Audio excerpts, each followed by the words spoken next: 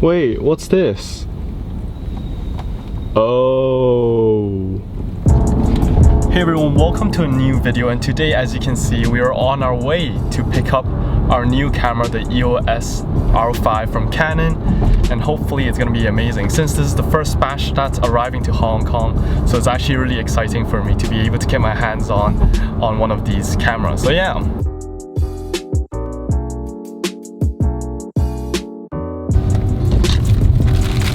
Package secure!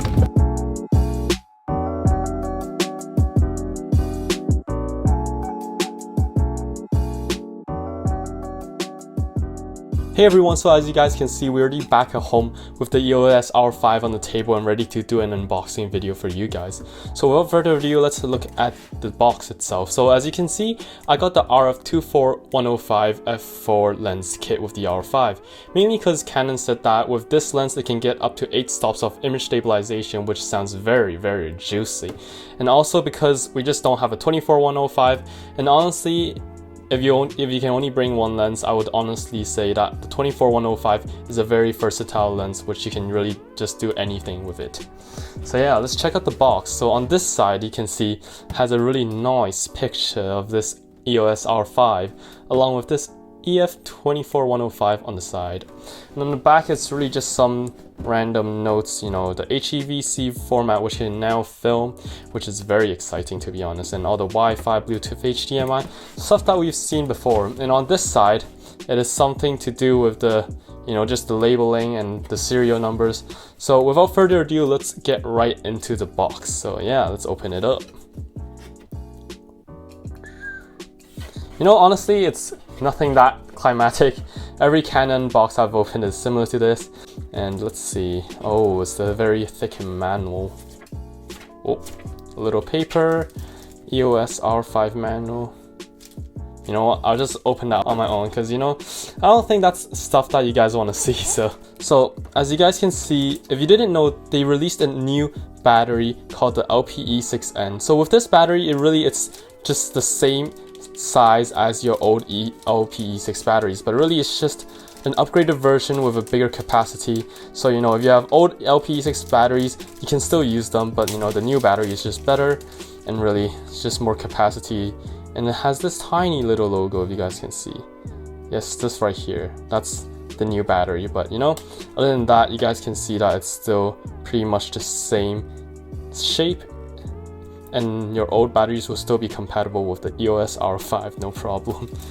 So let's see what this is. Oh, well, obviously it's the usual things. Canon battery LPE6 charger, and it comes with the cable as well, obviously. So, you know, that's nothing special. So we have the Hong Kong socket here with the 3 legs, but you know, depending on which country you get your Canon camera at, it will be at a different place. So this cable, which I'm not too sure of, I think it's the USB cable, which allows you to transfer data, transfer images, or you know, just updating the firmware for your camera. You know, you can do that via this cable.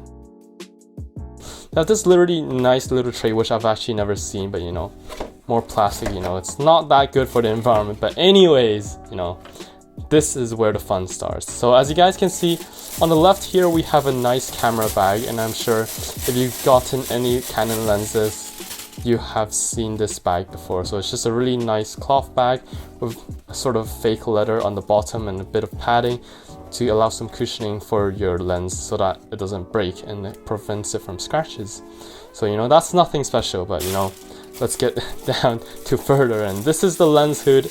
Comes with the 24105, you know, so you don't have to go and buy it separately, which is always nice, you know, because you don't want to pay for something more than it already is. You know, you're paying so much for the whole set, you know, you want everything included.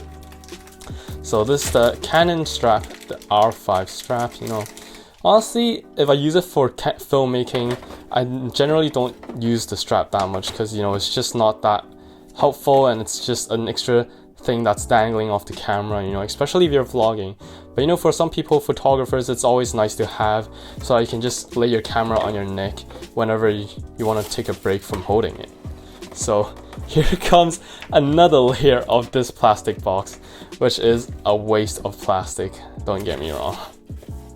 But here Oh, let's check out the lens first. So it's really nicely wrapped in this type of thing that prevents it from scratches and, you know, shocks or like drops. Obviously, if you drop it from far away, you know, but oh shit, look at the lens. Alright, I don't know if it's just me, but because this is my first RF lens, like I've saw other RF lenses before and they look really dope as well. Like just the design and the quality and the finish on it is just amazing. But this time, this one's the first one that I've owned, so you know, it's extra exciting for me. So lock button on here, which allows you to zoom. So you know, it's not an internal lens, like it doesn't zoom on its own, it has to extend out. Like unlike the 1635, where even if you zoom, the lens doesn't change size, you know. That's sort of a better touch and better way to seal, but you know, I wouldn't mind this because ultimately it makes for a smaller lens if that's the case. And as you guys can see, there's always the autofocus, manual focus button, and also the stabilization button. So let's just open this real quick to show off the RF mount. You know, it's really nice actually. I've never held one of these in my own. It's quite heavy as well, but judging by the size, it's not that big. It's really not that big, which is always nice, you know. So this is the lens. Let's open it up. So as you guys can see, it is a 77mm. And one thing I'm really excited to try is this customizable ring, which honestly, if you're an EOS R user, you'd have already known it. So basically, this one is for zooming from your 24 to the 105. This one's for focusing, and then this one can be customizable to whatever you want really. So it can be like either changing aperture, ISO, or even just your shutter speed. So you know, that's something really cool and handy to have, but obviously I'll have to get used to using it. So yeah, let's put that to the side, just over here.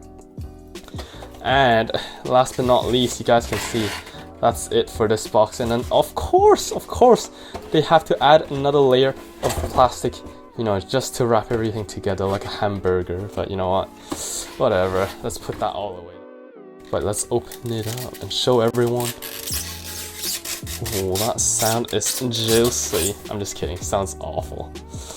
Oh, so as you guys can see, I'm actually really surprised because I've never held one in my hand, and I've been using like Canon DSLRs like the 5D Mark IV for quite a period of time, and holding this in hand, I have to say it's a lot smaller. So let me just do a 360 view of everything. Wow, just everything in light looks amazing, I have to say. I'm currently using two soft boxes, and just the way it shines on that matte and like the grippy textures are amazing.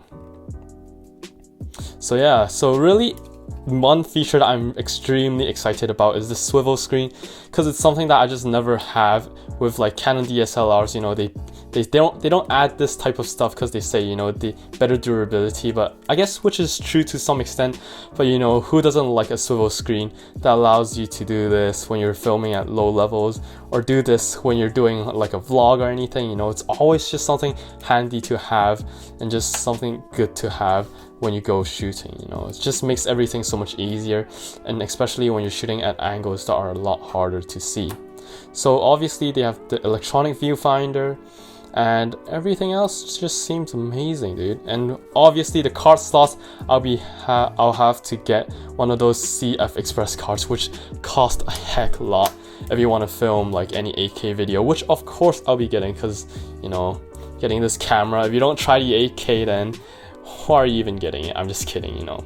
8K, I probably will film it once for you guys, but you know, that's probably it. You know, I won't even touch it because the file sizes on that are crazy, and you know, it's just not something that I'd work with. And like, even monitors in general in the moment can't even display 8K, so you know, unless you're a really professional filmmaker, I would say that 8K is sometimes useful if you're cropping it down to 4K, you know, or even like higher resolution, you know, just to leave a bit more extra room for you to work with, which is always nice, you know. So for that purpose, I do see myself using the 8K feature.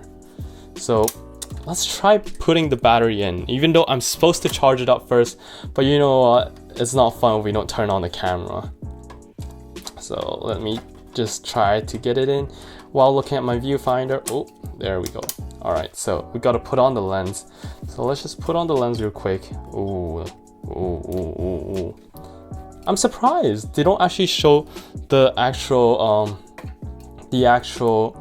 like the sensor of the camera like a lot of other cameras do, because that's what I see with the Canons, like the Sony cameras a lot. So, you know, that's a bit weird to see, but you know, it's always nice to keep your sensors safe from any dust and any dirty stuff. So wow, that's so cool. Like, because I use like DSLRs from Canon, like the 5D Mark IV, and those lenses doesn't have this metal ring, and like seeing this for the first time is just amazing. Like, it shines, like stands out so much, and it's just, whoa, that is sexy, you know. That is very nice. So let's get a very nice shot here. You know, gotta do it for the thumbnails, gotta do it for the thumbnails. Oh, oh no, it's not focusing. Oh, there we go, there we go. As you guys can see, I'm back again with the camera now with a little bit of battery charge. So without further ado, if it will focus. Alright, let's turn it on. So yeah, as you guys can see, I've already dealt with the settings. You know, the first time, you know, when you open the camera and you have to set the date, set the time, and then set the location you're in. But you know what? That's all done. So yeah, that's pretty much it. But you know what? I think everyone deserves to see this. And that's the mechanical shutter going.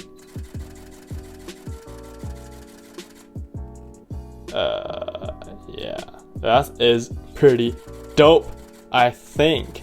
If you don't think that's dope, you know, you can just leave this video. Yeah, peace out.